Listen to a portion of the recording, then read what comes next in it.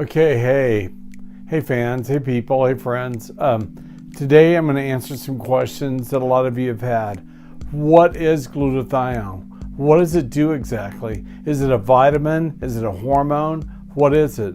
Let's talk about that now. Let's go through what some of the NIH research has shown us that the benefits of glutathione should be. Okay, glutathione is a tripeptide. What does that mean? It means it's made up of 3 amino acids.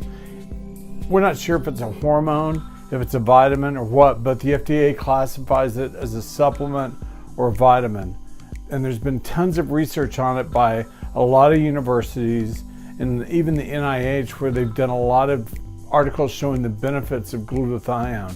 And there's just a lot of information out there. There's 10 or 12 main points about the benefits of glutathione. The only problem has been, and they even say this in the NIH articles, that some of the benefits aren't quite known because no one's ever had a working form of glutathione that really helped people or did the job that people claim they did. If you have a glutathione that you think works, it should be validated, it should be absorbable, it should be reduced, and it should be stable, shelf life. All those things make it affordable and usable for the public. It should be oral too for it to be considered a legal supplement. When considering the wonders of glutathione and the benefits of glutathione, it's helpful to think about the benefits of another antioxidant that's out there, a really powerful one called vitamin C or ascorbic acid. Vitamin C does a lot of wonderful things for us. It's very antiviral. It helps with blood vessel health. It makes you feel amazing. It helps with bone health. It does a lot of really good things for you, and it's critical for hormone production and stuff like that. Vitamin C, we can't live without. You get scurvy and you die if you don't get enough vitamin C. Well, it's the same with glutathione. You can get diseases from not having enough glutathione too. Let's go through these and I'll show you what they are. First of all, glutathione is very important for our immune system functionality. CD4 and CD8 T killer cells, the hunter-seeker warrior athletes of the white blood cell line, use glutathione and like to cover themselves with it like a porcupine does quills. I hope you can kind of see the image. Think of a puffer fish without the eyes going through your body, millions of them doing their job. The little spikes that stick out are the glutathione. Glutathione has a very sticky molecular end of its long line. The glutathione is kind of long and narrow, and one end of it is very sticky. That's the sulfhydryl group, the part you smell, that gives it kind of its funky, almost rotten egg odor. Not a really good reduced glutathione that's stable and hidden in another molecule, but the bad stuff that's out there that's oxidized, you can smell it. It smells horrible. These white blood cells, the CD4 and mainly the CD8 T killer cells, cover themselves with the glutathione, and it sticks out like a porcupine does quills, like I said a minute ago.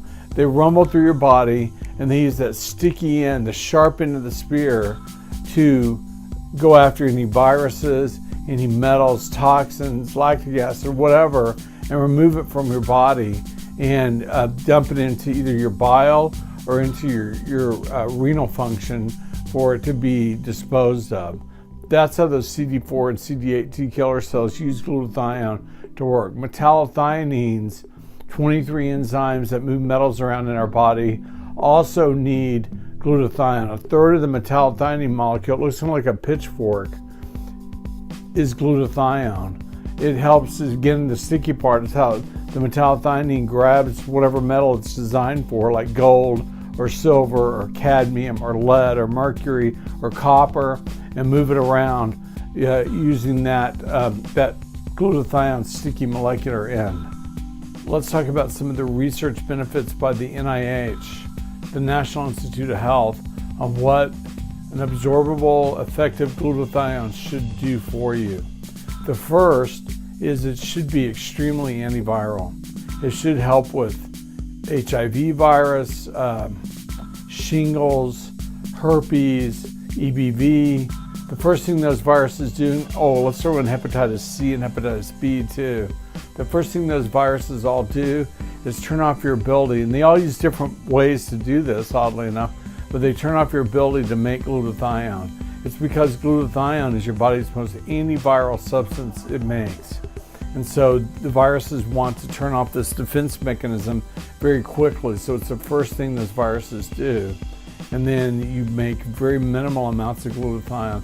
As a matter of fact, in AIDS, if your glutathione levels reach 0, you die. That's what all the studies have shown, because you have no more immune system left to fight the AIDS. The CD4, CD8 T killer cells are defenseless. They have no spears to attack the HIV virus, and it wins the battle at that point. Glutathione, an effective glutathione, also should help in the removal and detoxification of any heavy metals, because it supports the functionality of the metallothionein enzyme. Metallothionein requires reduced glutathione. As we grow older, it's harder for us to make reduced glutathione. You get into your 40s, it's really difficult to make reduced glutathione. In your 50s, 60s, 70s, it becomes almost impossible for most people. Not all. I've seen people in their 70s who make plenty of reduced glutathione, but for most of us, it just becomes a lot more difficult.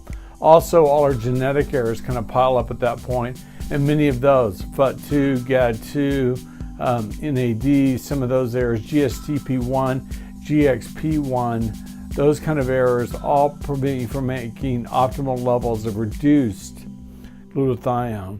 The problem isn't that we can't make glutathione. The problem is that we can't reduce the glutathione back to a usable form. So it's either in oxidized form, that's called GSSG, or it's in reduced form, that's called GSH. And as we grow older, or we get diseases, or we get toxins, or we get too many heavy metals, or we get too ill from prolonged, protracted diseases or illnesses, we don't make enough glutathione.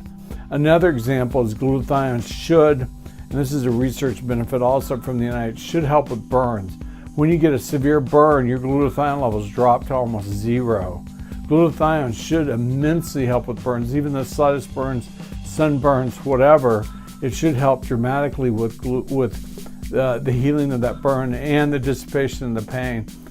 Also, the glutathione should help with neuropathy or neuropathic pain, say from diabetes, say from shingles.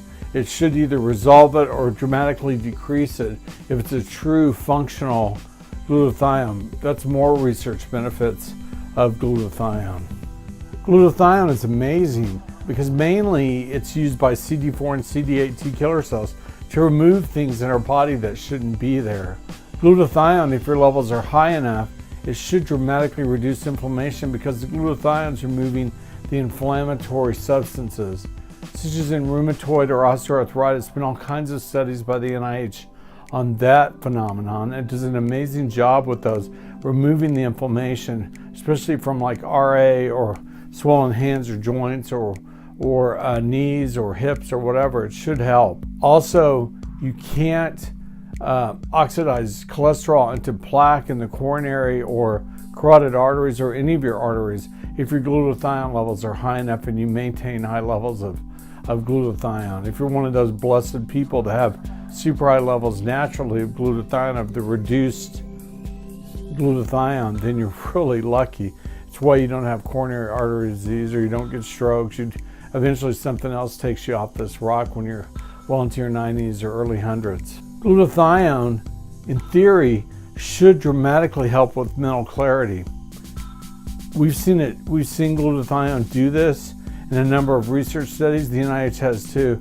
The mental clarity aspect, especially for people my age, in their 40s or 50s or 60s or older, is amazing, even for younger people, especially if they've been out drinking the night before or they have a lot of toxins in their system. They've been out windsurfing in Hawaii and been drinking beer or whatever all day and haven't taken good care of themselves, and they feel very toxic and sick that night. Glutathione, in theory, should help that situation. Again, in our studies, we think that it does do that. NIH says it should do that, and we agree. Glutathione should help with kidney disease, chronic renal failure, chronic kidney disease, because it removes the toxins from the nephrons, and it also stimulates growth of new nephrons in the kidney. It's pretty amazing on the way it should function and help with renal disease. And I think there's a big future for glutathione, a functional, stable glutathione in the future for kidney disease in that marketplace, helping patients with their disease rather than having to go on dialysis. It's something to consider for the future. So glutathione is amazing. Our research, the NIH research, the research that's available out there from other universities is incredible on glutathione and what it should do. When you ask what it should do, it has 1,000 different benefits that are known and probably more that we don't even know about. Glutathione is amazing, and probably the best thing it'll do, just like with vitamin C, it'll brighten your day and make you feel incredible with consistent usage once someone develops a marketable, absorbable, validated, stable glutathione that can be readily used. I hope this helps all your questions about glutathione and what the benefits are of glutathione.